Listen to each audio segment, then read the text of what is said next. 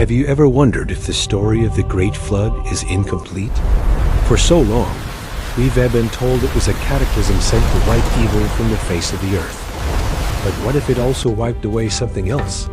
Something not evil, but brilliant. A civilization so advanced, it could make our modern world seem primitive. Yes, there's evidence that humans and animals weren't the only ones destroyed in the flood. This catastrophe may have also extinguished a powerful, advanced civilization. Who were they?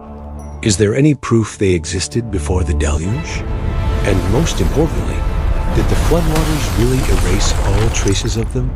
Join us as we uncover the secrets in this new episode of the Epic Bible Stories channel. For many, the flood is simply a biblical story, a tale of a righteous man, a massive boat, and an entire planet swallowed by water. It is a story of a God who sent a flood to cleanse the earth of overwhelming wickedness. But what if there's more to this story? The Great Flood wasn't just a warning. It was a record, passed down through cultures across the globe. But there's a more chilling thought. What if the flood didn't just wipe out wickedness, but an entire ancient civilization? What if this civilization had cities and technology that surpassed anything we have today? And what if they left behind clues that even the great floodwaters couldn't wash away? Brace yourself as we uncover the evidence of this forgotten world that existed before the rain. Before we dive into the evidence of a pre-flood civilization, let's address the biggest question. Did the flood really happen? We've all heard the biblical tale of Noah, a man chosen to warn sinners about the coming disaster. His message was simple: repent and get on the ark. But according to the story, no one listened. Then the floodwaters came, pouring from the heavens for 40 days and 40 nights. The waters covered the earth for 150 days before finally receding, and a new world began with Noah, his family, and the animals in the ark. But for many historians, the story has a problem. They question how Noah could have possibly traveled the entire world to warn people, and why not a single person besides his family believed him. This leads to an eerie conclusion. What if the flood never happened at all? Crazy, right? But before you settle on that thought, consider this. The Great Flood is not limited to just the Bible. This is where it gets strange. You might expect one or two ancient cultures to have flood myths. After all, rivers overflow and storms happen. But what happens when over 200 cultures across the planet tell nearly identical stories? It's no longer a coincidence. It's a pattern. The story begins to hold water. Let's look at the evidence. The Mesopotamians have Utnapishtim, who was warned by the gods of an impending flood and built a giant boat. The Hindus have Manu, saved by a fish god, and carried on a ship to repopulate the earth. The list is endless. The Maya, the Greeks, the Norse, the Chinese, the Australians, they all have a story of a flood that came to cleanse the world after an age of corruption. Same plot, different names, and different timelines. When one myth is so deeply rooted in so many cultures, the truth must lie within. Think about how specific the details are across these versions. 1. A warning from a god or celestial being. 2. A chosen survivor or family. 3. The building of a great vessel or ark. 4. Animals and knowledge are rescued for continuity. 5. A new world begins afterward. Even in cultures that had no contact or shared language, these same elements show up again and again. This led researchers like James Fraser and Mircea Eliade to argue that these flood myths aren't just folklore. There must be a shared memory behind them. So, the flood was no scam. If they weren't all making it up, it means these stories are eyewitness accounts passed down over millennia. And while the Noachian version is the most well-known, starting a new world with just Noah and his offspring doesn't quite tick all the boxes. This brings us to the next thought. What if an ancient civilization was wiped away by the flood, and some of its survivors lived to tell the story? And what if they left behind geological evidence too firm to ignore? The flood myth is not a myth, it is a memory. And the Earth itself has a way of preserving its own memories. If an advanced civilization was indeed erased by floodwaters, the Earth would keep the records in rocks, soil, and ancient seabeds. Why wouldn't a massive hydrological event, one so widespread that it reshaped continents, leave behind geological proof? In Washington state, there's a place that looks like the aftermath of a planetary war, the channeled scablands. Here, you see rivers that don't flow, valleys too deep for their streams, and ripples in the rock the size of high-rise buildings. For decades, geologists couldn't explain this bizarre terrain until J. Harlan Bretz proposed something radical in the 1920s. The scablands were carved by a massive, violent flood that drowned entire regions in days. He was laughed at, but it took 50 years and satellite imagery to prove him right. So here is the question no one is asking. Were the scablands carved by the same great flood we know from myths? What else did this flood destroy? This wasn't slow erosion. It was a cataclysm. Imagine walls of water hundreds of feet high, moving at over 60 miles per hour, capable of erasing entire cities and whatever secrets they held. Mainstream science calls this the Missoula floods, but researchers like Graham Hancock and Randall Carlson argue it was a global reset. If the scablands are proof of world-changing floods, what else is out there? Some believe similar megafloods carved the Black Sea basin, submerged the Gulf of Cambay, and buried Atlantis-like cities. Maybe the real reason the scablands were ignored for so long was because the evidence pointed to a version of human history too dangerous to accept, the idea that we weren't the first advanced civilization. After the floodwaters receded, humanity seemed to start over. But some things are not so easily erased. Scattered across the globe are structures that defy conventional timelines. These megalithic monuments are so advanced they don't fit the civilizations they are credited to, and in some cases, they seem older than history itself. Take Göbekli Tepe in Turkey, carbon dated to 11,600 years ago, 7,000 years before the Egyptian pyramids. It features precision-carved stone pillars weighing up to 20 tons, arranged in complex, symbolic circles. This was no primitive farming community. It was a society of engineers and astronomers. Then there's Puma Punku in Bolivia, with massive, machine-like stone blocks that interlock perfectly, supposedly built by people who didn't even have the wheel. Many of these sites show signs of sudden abandonment or catastrophic damage, with the prime suspect being the Great Flood. When you look closely, you'll notice that in places like Egypt, South America, and Southeast Asia, the lower layers of temples are built with larger, more advanced stonework than the upper layers. The massive blocks of the Assyrian in Egypt and the trilithon stones of the Temple of Jupiter in Baalbek sit beneath Roman and dynastic additions, looking nothing like the structures above them. Could these sites have been built by an older, more advanced culture, one that was wiped out by a flood or a similar disaster? Mainstream archaeology calls this a coincidence.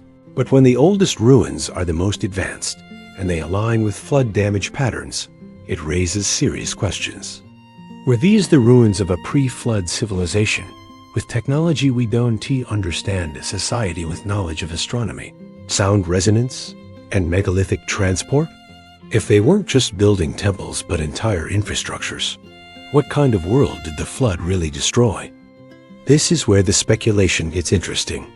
Theorists have proposed many ideas about the ancient civilization that existed before the flood. First on the list is Mu, a supposed mother civilization thought to have existed before humans. Scientists and theorists wonder what ended the reign of such a developed society. While some blame the sudden disappearance, it doesn't add up. How could an entire community be obliterated without a trace? The question is, what if they were destroyed by the flood? In the 19th century, archaeologist Augustus Leplongeon, after studying Mayan ruins, declared there was a mother civilization that preceded even the Maya. He had no proof, But a British writer named James Churchward soon came along with what he claimed was solid evidence. While serving as a soldier in India, Churchward said he was shown ancient tablets written by the Mu civilization, which described a vast continent with technology beyond that of humans. When historians demanded more evidence than a single testimony, other researchers started to connect the dots. The Moai statues of Easter Island gigantic, human-like stone figures are built with such advanced techniques that modern engineers are still baffled by their precision. The local Rapa Nui people said the knowledge to build them was passed down from their ancestors. Who were these ancestors? And how was this knowledge passed down through such a wide gap of time? Did the flood really wipe away everyone except Noah and his descendants? However, with further research, many scientists have debunked Churchward's claims, citing the lack of substantial geological evidence. But remember the saying, where there's smoke, there's fire. If the fire isn't the Mu civilization, it could be something else. What if the ancient civilization wasn't human-like at all? When we think of ancient civilizations, we usually picture human-like beings. But is that really the case? What if the ancient civilization wiped out by the flood was entirely different from humans in every way? What if they were animals? Enter the dinosaurs, but not as you know them. For over a century, they've been branded as huge, instinct-driven beasts. But what if we've had it all wrong? In 2021, paleontologist Diego Paul studied the Maiasaura and found that these dinosaurs didn't just roam. They returned to the same nesting grounds annually. This suggested memory, strategic thinking, and even cooperative societies where males guarded nests while the young foraged. They weren't just surviving, they were thriving. And they weren't the only ones. The fossil record reveals another species that stands out, the Truden. Small, fast, and disturbingly clever, the Truden had a brain-to-body ratio comparable to mammals, binocular vision, and grasping hands, all traits that point to cooperative hunting and tool use.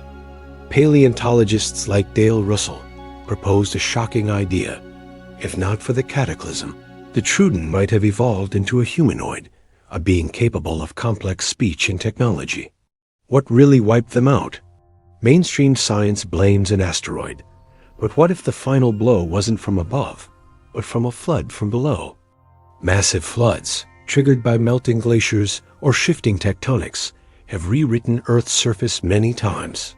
Could one such flood have erased not just any random species, but a dinosaur civilization?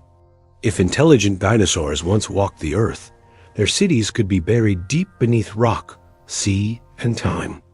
When cities sink, they take their secrets with them. But thanks to modern sonar and underwater archaeology, those secrets are starting to surface. In the Gulf of Cambay off the coast of India, researchers discovered massive geometric structures, streets, and foundations more than 100 feet beneath the water, with some estimates placing them at 9,000 years old.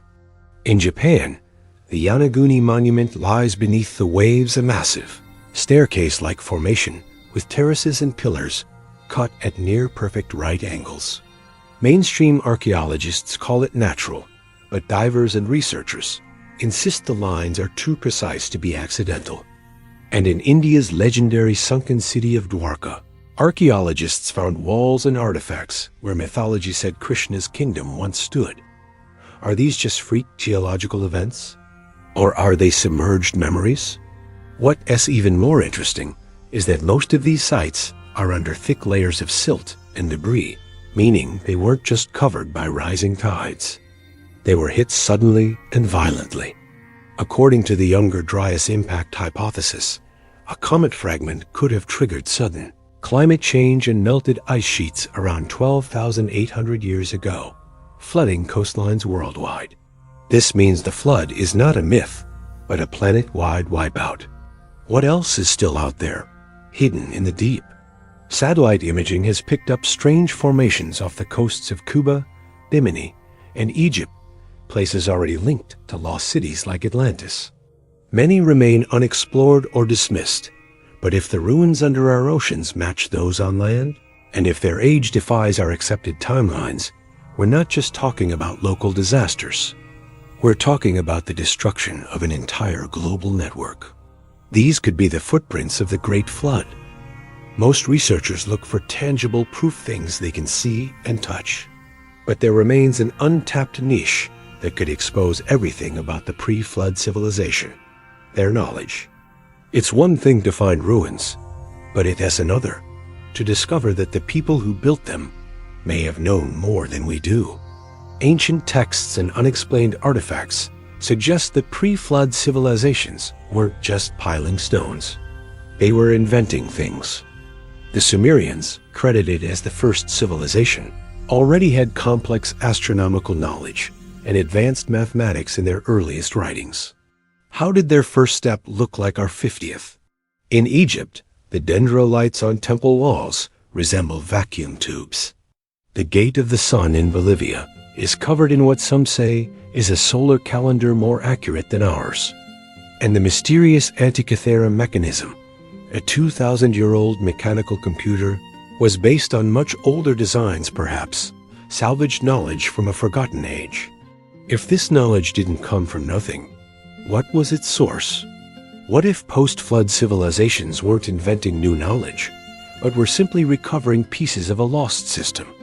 Many ancient cultures speak of being taught by sky beings or survivors from an earlier world. If that's true, the Great Flood didn't just destroy cities. It destroyed entire paradigms of science, energy, and understanding. And what's crazier is that we've been trying to rebuild this puzzle ever since, without knowing what the original picture looked like. What do you think about this evidence of a destroyed, advanced civilization? Tell us in the comments. Don't forget to like and subscribe for more. Keep your minds open. And until we meet again,